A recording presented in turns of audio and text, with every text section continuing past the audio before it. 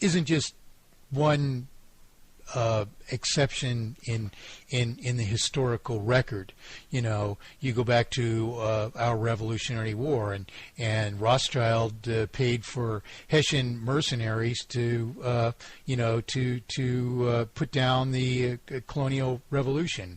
When George Washington made his famous crossing of the Delaware, you know, it was to defeat Hessian mercenaries encamped at Trenton, New Jersey.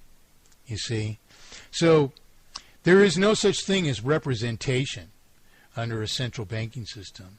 There isn't any such thing as a fact that they've benefited us, and we can say that with absolute certainty, because all its powers are to take from us without justification.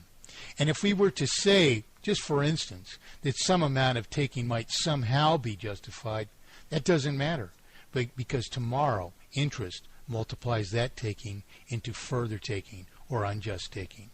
But there's no justification for interest in the first place, because the only risk and cost that the central banking system endures is the mere cost of publishing the evidence of our promissory obligations to each other.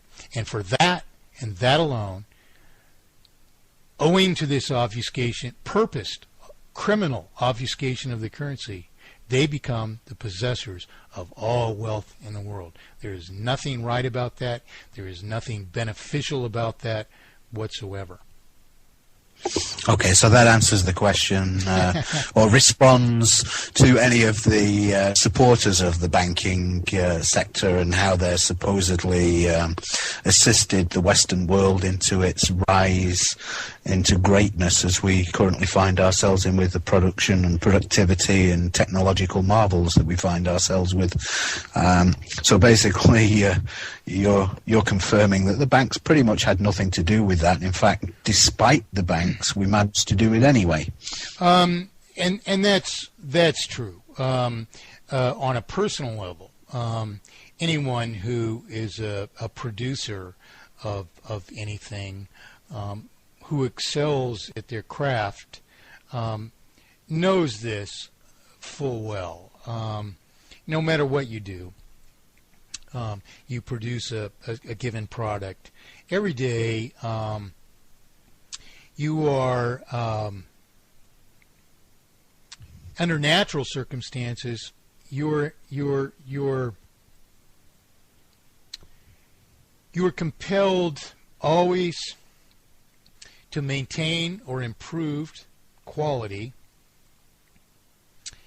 Not in all cases, because, for instance, anything is only as good as its weakest part. So, say a certain thing has a potential lifespan of 40 years, owing to the lifespan of its weakest, least enduring element or part.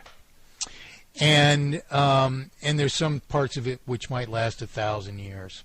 Well, we can compromise the quality of those things to make them in sync with the lifespan of the weakest part, which we can't improve. But otherwise, we're generally competing with other people in terms of quality, and the general thrust of development, that is industrial development, is to increase the quality of the weaker link, especially if we can do that with almost no work.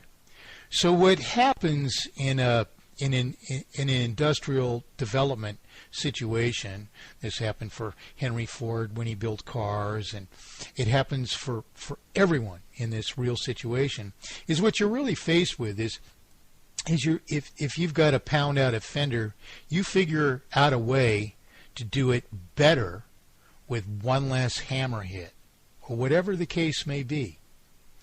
And so we basically refine industrial processes constantly. And the result of this is more efficient production per person hour invested. And this is the natural evolution of all industry. It isn't compelled by the fact that the bank charges us interest. It's compelled by the fact that of free enterprise, of just reward for production. If we make a better thing with less work, we are enabling ourselves and justifying a fact that of greater reward to ourselves for effort. And this is a principle that virtually every person comes to naturally recognize on a personal level. It doesn't matter if you're working for somebody else, because you are justifying them paying you a higher wage for your production. If you're producing 3 times what a usual worker of your responsibilities does, you become a very valuable person, especially if at the same time you increased or sustained at least quality. So these are principles that we all realize and we actually all naturally strive for, regardless of a banking system. The banking system doesn't have anything to do with it. Now, it's true we might be scared to death. We're going to be dispossessed of our house next month. So today we're doing the work of 3 people because our company is laid off, 2 out of every 5 workers already, and this week's paycheck might be our last unless we are so valuable that they're going to put us last. They're going to make us last on the list to get X'd off. You see. But the truth is that the banking system isn't the compelling factor for that. If you took away the banking system, you could sit in your chair and you could, whatever it is you do in your little shop, you might produce just 1 a day instead of 10 because, that might be your case. But truth of the matter is, most of us would prefer to get our work done, to do what other things we want to do in our life. And the truth of the matter is, a banking system instead compels us to keep our nose to the grindstone merely to meet the ever-escalating requisites of an ever-escalating sum of artificial indebtedness, which isn't even owed to the banks. They're not our driving force. They're our destructive force against everything that we do, and it's all in the math. It's not a matter of personal opinion at all.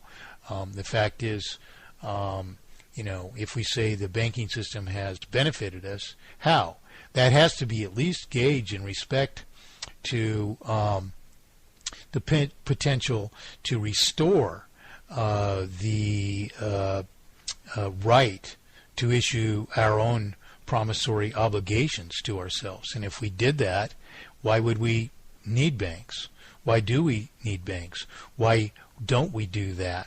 Why do we allow the banks to launder principal into their possession for merely publishing evidence of our promissory obligations? No one in the world has a good answer. So we can't say that the banking system has benefited us or even compelled us to do better than we would otherwise, because in truth, when you look at that same shop where a person might be compelled to do more because they're afraid their house is going to be dispossessed, at the same time, that shop probably lacks a tool or a piece of equipment that it can't afford, which would have allowed them to produce even further on less effort, and that might very well have been something that they would have accomplished than if the banking system didn't exist at all or intervene upon our affairs to take from us to an ever more oppressive extent.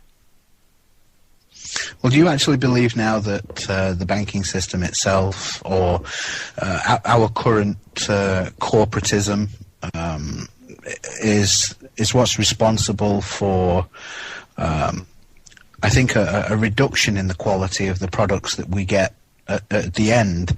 Because there's a requirement for more and more consumerism and consumption, and that there's a built-in lifespan for these things. Of failure, and it's done that way simply because the banking system is pushing that. You can't pay these loans back without continued sales, and without the continued sales, you can't pay them back. You can't stay in business, etc., etc. It's a kind of a merry-go-round situation. I mean, is that what you think, or is it something else? Well, the answer to that question is in the math. In other words, I'm funning a little bit here, but if I weren't here, you could ask the question to the math, and what does the math tell you? The math tells you this.